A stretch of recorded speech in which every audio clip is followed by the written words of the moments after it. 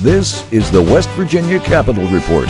Funding for the West Virginia Capitol Report is brought to you by Mark A. Hunt and Associates and by the AFL-CIO of West Virginia. Well, hello everybody, and welcome to this week's edition of the Capitol Report. I'm Bill Laird, along with co-host David Perry, and we have a great show lined up for you all today. Tuesday, November 6th, a very important red letter date in terms of the state of West Virginia, the future of our nation, and of course what I'm speaking of is the general election day. And Dave, we had a real opportunity here recently to attend an event that was held in Cannelton, West Virginia at local 8843 at District 17 of the United Mine Workers of America, and a lot of different candidates showed up and had an opportunity to really get a sense and flavor of the upcoming election from talking to some of those candidates. It was really a great event, and we were fortunate to be able to talk to some good candidates. It was very informative, Bill. As you said, it was a diverse number of candidates, and dealt from the national office down to the state offices, down to some local office holders as well. And again, the importance of an election, very, very important. But again, this particular event held at local 8843 District 17 in Cannelton, really the United Mine Workers wanted to be able to present UMWA endorsed candidates, and sort of the idea is we support those candidates that support us on the issues that are important to working families. And again, just a great event, and a lot of work went into putting that together and organizing. And we'll just start today's show off. We did have an opportunity to talk to a gentleman by the name of Rick Abbott, who is president of that particular local, who did a lot of work in organizing that event. So let's see what Rick has to say about the importance of this event, and certainly the importance of the upcoming election. Well, this is one of the most important elections in a long, long time. I mean, we as Democrats, we need to take back the state. My goal was to turn this state from a red state to a blue state. I never, ever thought I'd see the day that West Virginia was a red state. And we need to turn it around so that we can take care of the people. So again, Rick Abbott talking about some of the planning that went into pulling this event together and the importance of events like this for the upcoming election. So we have, again, David, a number of candidates coming up in this show that we had the opportunity to talk to. So really, folks, you want to stay tuned and see what they had to say. But we're going to go ahead and take a quick break and be right back to the Capitol Report. So stay with us, everybody. This is the West Virginia Capitol Report. Funding for the West Virginia Capitol Report is brought to you by Mark A. Hunt and Associates and by the AFL-CIO of West Virginia. Hi everybody, I'm Tom McGee. It's dangerous out there. If you get hurt, shift the odds in your favor. Call Mark Hunt to get your just compensation and compensation for your injury. And if you have any criminal charge, or if you get a DUI, be sure to call me at 304-642-6160. The law firm of Mark Hunt and Associates, specializing in personal injury, DUI, and criminal defense. 304-344-1800. Dan Hill Construction Company in Glen Ferris has over 33 years of local service. With county, state, and federal and church construction experience, we can design and build any type of project that will suit your needs. Once you select us for your project, we'll supply all the tools, labor, equipment, and materials to complete your project on budget and on time. We're a zero drugs tolerance company with an excellent safety record as a bonded and insured commercial contractor, with an outstanding relationship and payment record reputation with all of our subcontractors and suppliers. References available upon request. We are Dan Hill Construction Company, 9033 Midland Trail, Glen Ferris, West Virginia. 304-632-1600. License number WV0011196, rated in the best top 50 government contractors in West Virginia.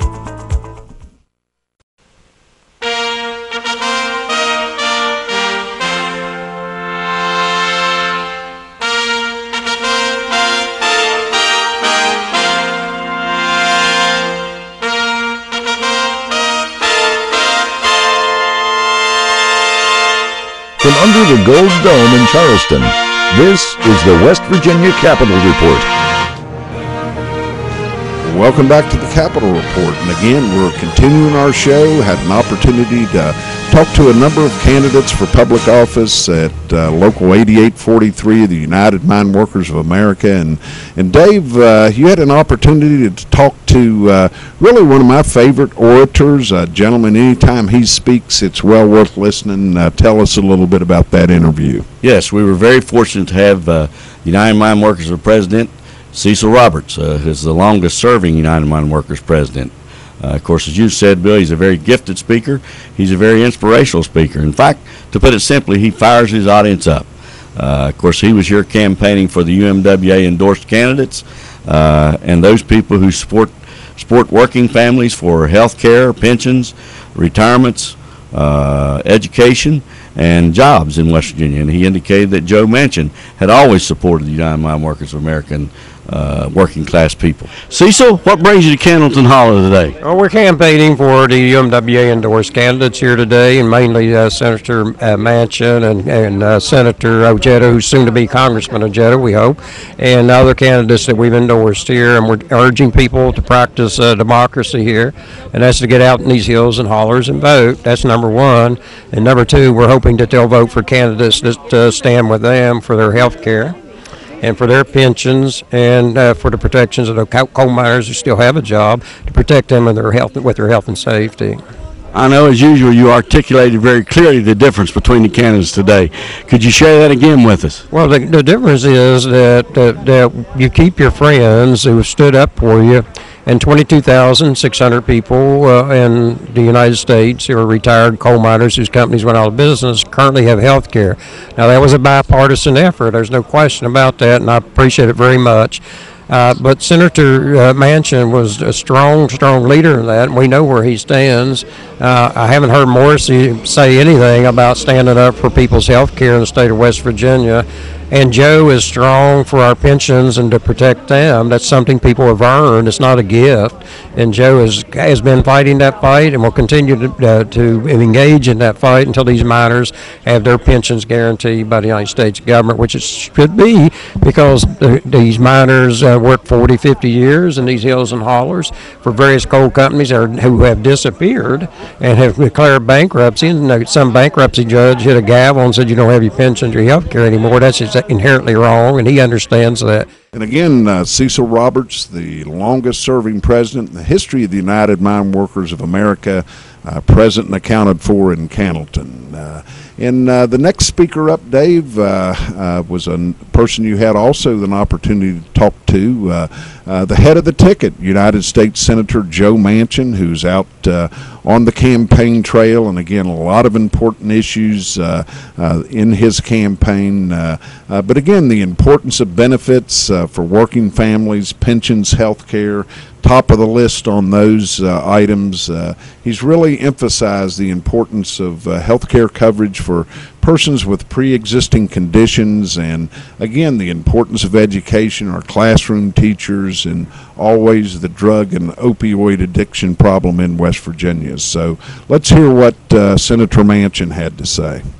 Pleasure having you again. Good place to be. Fayette County at the Union Hall is always a good time. Absolutely, and of course, you know very much how imperative it is that good working jobs, high-paying jobs, and benefits are important to all employees in West Virginia. David, you know what's it's unbelievable to me that a lot of people believe that a person that works for a pension, works for health care, that's supposed to be an entitlement. They work for it and paid for it. And with the bankruptcies that happened, our miners lost their pensions and lost their health care. So we've been fighting for 3 years. We finally got, I fought Mitch McConnell for 3 years and finally got the health care, miners' lifetime health care. And that's everything they work for. They didn't ask for a thing, just give me what I paid for. and now the pensions. If we don't do something, the pensions will go upside down, defunct by 2022. We're trying to stop that now. For every day we wait, it costs us so much more. And we're going to do that, and we're right now working to complete that by the end of this year. So I'm giving it everything I've got, and I promised all my miner friends, I said, that's a pension you work for. Basically, the average pension in West Virginia is $592. It's not $1,000 or $2,000 or $3,000. There's small pensions, and most of them are going to widows. That's all they have, that and Social Security, and we're going to fight to make sure they keep it. Joe Manchin, all over the state of West Virginia, crisscrossing many counties, talking about important issues affecting you, the citizens of West Virginia. The next person we had a chance to talk to, again, a high-energy candidate, Richard Ojeda, the Democrat nominee for election to the office of the United States Congress in the 3rd Congressional District. Candidate Ojeda was talking an awful lot about the importance of coal miners in southern West Virginia, and that the importance of labor unions and representing the interests of working families, and again, talk to him a little bit about the status of his current campaigns. Richard, good to see you, my friend. Again, out here this afternoon at a local union hall campaigning. Tell us a little bit about the importance of working coal miners in the state of West Virginia. I know you come from a coal-producing county. This is the bedrock of West Virginia, brother. I think that, one of the most important things right now going on with southern West Virginia is the fact that we have over 20,000 retired coal miners that are about to lose their pensions. And I am committing that my number one priority right now when I get to Washington, D.C. is to make sure that we take care and we fulfill that promise. And I feel very comfortable that if I go to Washington, D.C., and we're going to be in the majority, we're going to take back the House. We're going to get that done. I've already spoken to over 40 different congressmen, congresswomen, and I've told them if you have a problem in your area and you need help, I'll be there for you. But I expect for you to be there for me. And I've got coal miners right now that are struggling, and they've all given me their word that they will be there. And I will tell you that myself, I want to be able to get this taken care of on the House side, and then I can lob it over to Joe to knock it out of the park. And that's exactly what we're going to do. And David, again, Richard Ojeda, one of those kind of high-energy campaigners. He's really been out working hard, and certainly that's going to be an interesting election to watch on election night. Very energetic, as he said, boots on the ground. And again, he's all over the place, that's for sure. And our final candidate, as we know, we have 2 seats on the state Supreme Court, and 2 of those candidates were at Cannelton. We have an opportunity to air one of them this segment. And Denise, you're a candidate for Supreme Court under level 1 or 2? I'm in Division 2 right now, and that's a statewide race. Everybody in this state can vote for 2 spots, one in Division 1 and one in Division 2, and I'm in Division 2. And if elected, the term of office would be? It's going to be 6 years. It's an unexpired term. It's Justice Robin Davis's unexpired term. So as you've traveled throughout the state, what do you feel are the issues that the general public is concerned with right now? Well, I'd say the number one issue that I'm hearing from is there's a severe lack of trust and confidence in our court system, and it started off with some of with the spending of the court, and of course the indictments of the 2 justices, and one which recently was found guilty on 10 counts. So we have a crisis in the state where people just don't have trust and faith in the court, and that needs to be addressed, and people need to have faith that the judges are not going to be spending the taxpayers' money on $32,000 couches. But the other additional element that I'm seeing is a lot of people think that this race and judges are partisan positions, and they're starting to believe that people on the court have political agendas, and that's actually contrary to the rules of the court. Judges are supposed to be apolitical. You're supposed to be focused on the law and on the Constitution, and that's it. And so I want to restore trust and confidence in the court. That is my message, to bring the court back to the people. It is not for politicians, and to keep the justices focused on making decisions based upon the facts, the law, and the Constitution. Well, Dave, again, great opportunity to get a sense of some of the platform of these candidates, issues that are important to us, and again, a great opportunity for us really at Cannelton to get a sense and flavor of what's at stake in this upcoming election. I think it exhibited the caliber of candidates that are out there for the public to choose from in this election, Bill. Again, this particular event was sponsored by this local of the UMWA, and a lot of people involved in organizing that. Rick Abbott, the president of Local 8843, and in addition to a longtime member of the United Mine Workers of America and a very active leader in the labor movement in the state of West Virginia, Mr. Bolts Willis, who was also involved in organizing that event. Okay, we're happy to be joined at this time by no stranger to the camera, that's for sure, our good friend Bolts Willis. And again, what an event here this afternoon in Cannelton. Again, Local 8843, District 17, United Mine Workers of America.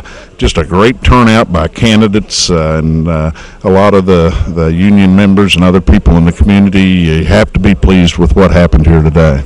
Well, Bill, one thing about this, when we first started, it's going to be our yearly picnic, and since this was election year and the people that supported us, we invited them to come. We invited anybody to come as far as that goes, but the people that supported us, they were up there. You had Senator Manchin, Our pensions are on the line here. These people here, it's a retired local. Without Senator Manchin, it's like on the health care. We wouldn't have had health care if he hadn't fought the fight. He spoke today. Cecil Roberts spoke today. Richard Ojeda spoke today. Judge Tabbitt spoke today. Levi Allen, the Secretary Treasurer, which used to be a combined job, Vice President, and of course I was President of this local many years, and I'm the compact chairman here now. So we decided to invite everybody, and of course it's been a packed house here today, fun day as you saw, and we got to talk to everybody, and the candidates got up and they're milling around, and of course it's been all free. Dave, both of you and I have known Bolts Willis for a lot of years. Certainly Bolts always has a lot of enthusiasm and it's never really short on an opinion about things. That's true, Bill, and of course we know that Bolts not only has been active in the labor movement, but he's also been very active in the political arena for years, so starting with Gaston Caperton administration. And again, that's was very clear and evident in our trip to Cannelton. They're all about getting out and promoting the candidates that they view support working families across the state. The next candidate we had a chance to talk to, Dave, was Tally Sargent, who is a Democrat nominee for the Congress of the United States in the 2nd Congressional District, and I tell you, she is high energy, really been crisscrossing that district and getting her message to the people. And health care is so important. We're a little bit of an aging population.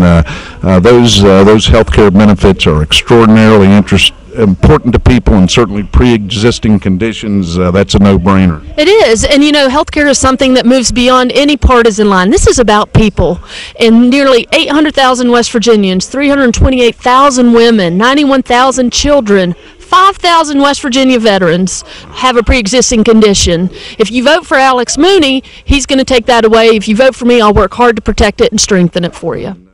And Dave, it's very evident, Tally Sargent, a lot of enthusiasm, a lot of hard work as a candidate for election to Congress. But also had a chance, as we know, there have been real shakeups with our state Supreme Court of Appeals. Yes, we interviewed Joanne Tabbitt, who is a candidate for Division 1, whose term would be 2020, who is presently a sitting judge in the Kanawha County Circuit Judge. She said that important for her for judges to be fair, effective, and accessible. And I think accessible is a big thing to public today. They don't care how much you know, but how much you're available to them. And she feels that the judges should apply the rule of law for all the citizens. And my vision for the court is really simple. I think the court needs to be fair. I think it needs to be effective. I think it needs to be accessible, and it needs to be accountable, certainly given our current climate, to the people that it serves. Now, you said Division which? Division 1. And Division 1 is for whose term and how long? That would be for Justice Menace Ketchum's term, and that's the 2020 term. So that would be 2 years. That means I got to get doing this again if I'm blessed enough to win. You'll be doing it from the time you're elected till the next election, Joanna. Perhaps. Again, Joanne Tabbitt, an existing circuit judge in Kanawha County, a very knowledgeable candidate for election to the Supreme Court of Appeals. And Dave, as you well know, the 32nd delegate district, there's 3 elected members of the delegation for the 32nd delegate district, and had an opportunity to talk to a couple of those candidates that were present at Cannelton. And again, the first one up, Luke Lively, a young man this is actually his second time around as far as being a candidate for that position. A nice young man, and you had an opportunity to talk to him. Luke, tell us why it brings you to Cannelton Hall today. Here for a union rally. Come down here to show the people of Cannelton the support. I think that they need a fair shake in Washington and in the state, and here to support them. Obviously, you've heard today a lot about health care. You've heard a lot today about pensions. You've heard a lot today about education while you're here. Yeah, absolutely. Heard from Senator Joe Manchin just here recently, and people that are advocating for high-paying jobs and pensions.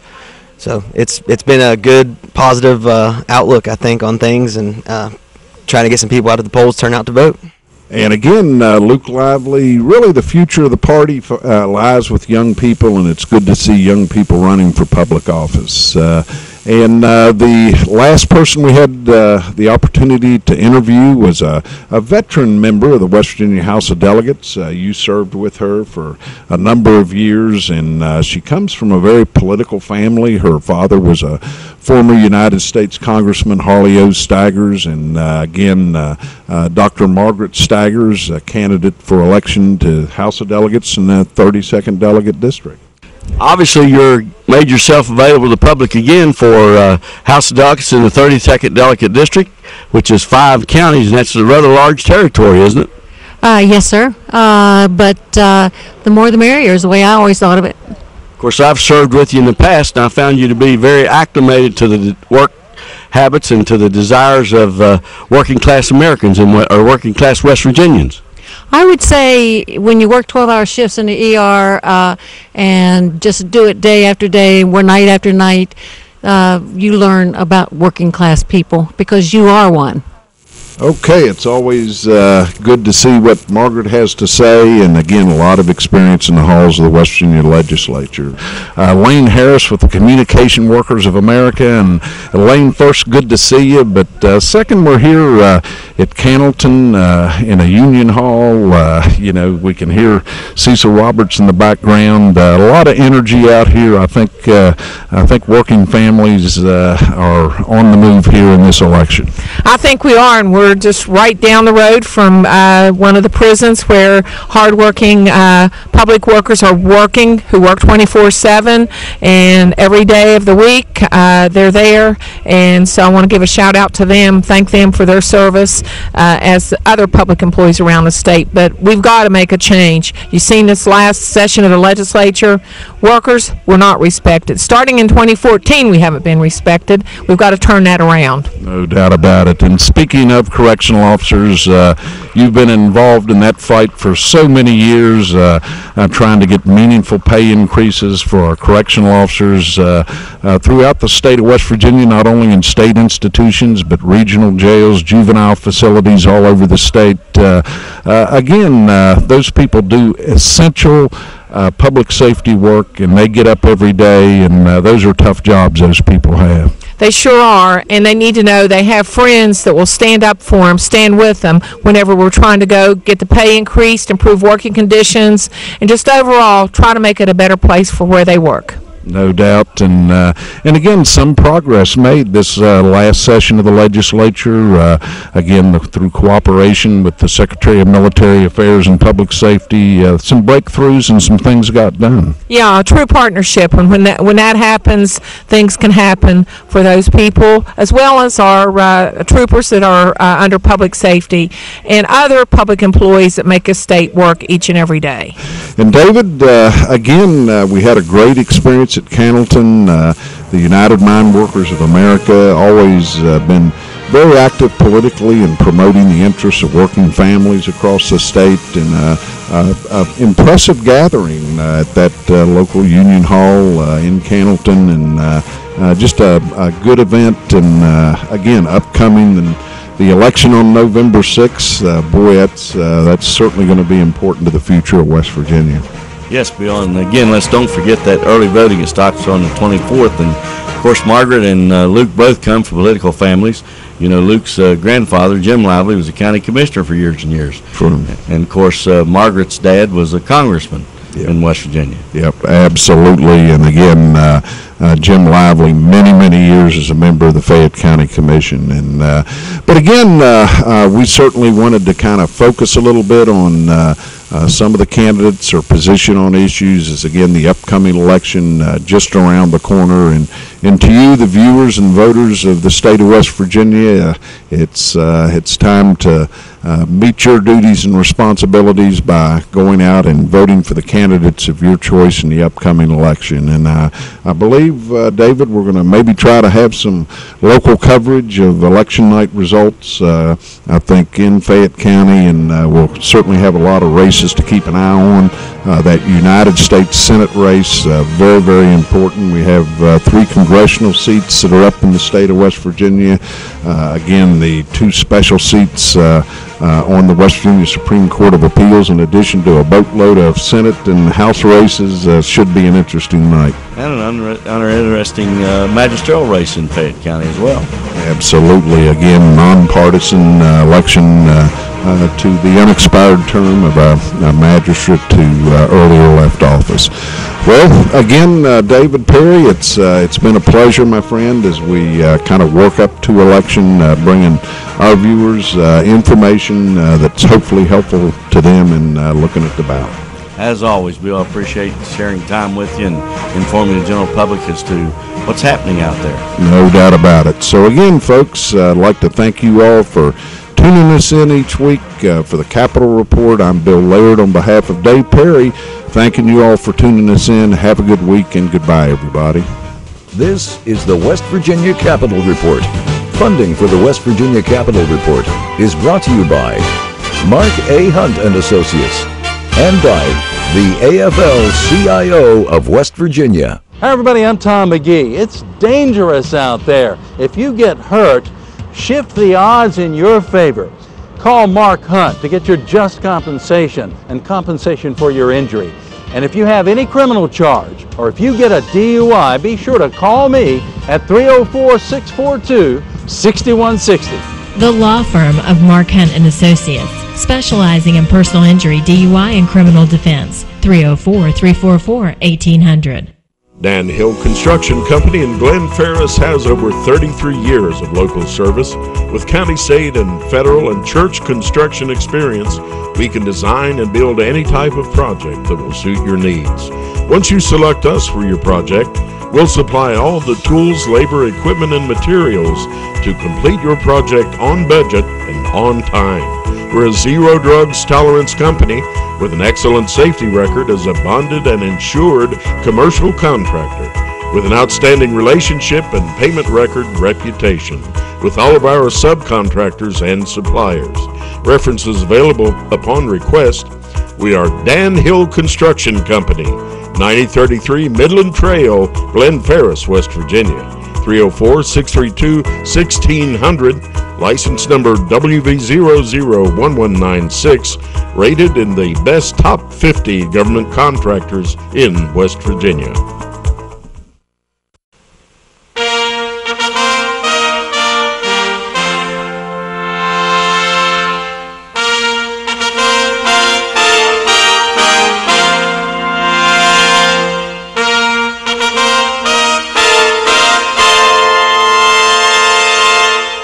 under the Gold Dome in Charleston. This is the West Virginia Capitol Report.